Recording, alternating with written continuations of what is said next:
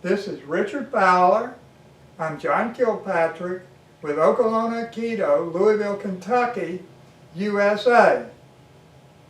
And we are looking, we've come back to the 31 count kata, which is based on Saito's kata. It's not Saito's kata. Some of the moves I do in it are different from his, and I don't know whether I was taught it that way or whether over the years I've inadvertently changed it. But the primary difference is Saito doesn't do leading.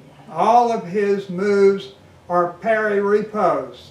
And we are or maybe not all, maybe there's something in there that's not anything, but he's using the parry repos model, not a leading model. And then in this, the way we're doing this, there are going to be two leading movements. And the first leading movement is the most basic that we do. And it shows up over and over again. So when we're doing this, we've just finished move 19 and I've thrust. So you could either consider this a thrust or I'm just in this guard position. And so he comes in and just slowly and thrust, and I bring my Joe up to lead. And when I do this, I'm going to step back and pull the Joe back to pull him into me. And it stays on the line. Then I pivot, so as I pull back, I pivot off the line and bring the Joe around. And on this move, I change hands. So I'm here, I change hands, and so when we meet here, this will be your second leading position. And I have the Joe again between his head and mine, and so he'll stay with the Joe. I duck down, and as he comes around, I come up and thrust into his throat, flip this over, and thrust two more times. So we don't have room for him to back up much on this stage. But he'd be backing up, and I'm coming after him, cutting him down. So that's the choreography. So on this first lead, the important thing is, I'm starting, I have the Joe in front of me, and he's going to knock this out of the way and come in and stab me.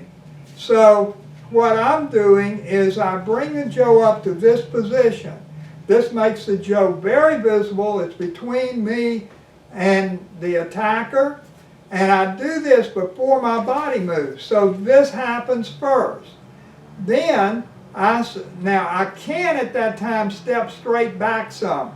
And standing there is really scary. You have to have time to do it, and you have to have enough experience to know you have that time. But you bring this here. Now I'm going to keep the Joe on the line of attack as I pivot off the line. So the Joe stays on the line of attack and moves back. Then it comes around and strikes. And so in this case, as I go to strike here, he's striking at my head. And so you can see this. Yeah, he's coming there, I'm coming here. Well, I don't want to crash with him, I don't want to get hit in the head. So I keep the Joe up and drop and then pull the Joe down. And that way he follows the Joe over my head. Instead of following my head down, he's swinging back, I'm coming up. But this part is not really that interesting to me. What's really interesting is the two different types of leading movements.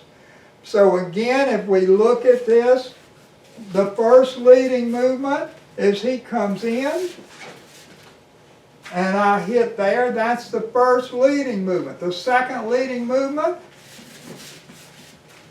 is where he's striking from the side. Now, normally I like to step back, but in this case I didn't have time to step back. So I keep the Joe up here as a target for him, and I drop under it, and then I get the Joe out of the way and come back up into it. So that takes the choreography that I've showed you, the way I do this, it's a little different than what he does. And like I say, his choreography doesn't make sense to me. And this makes sense to me. And I hope it, and I find it very instructive about teaching leading.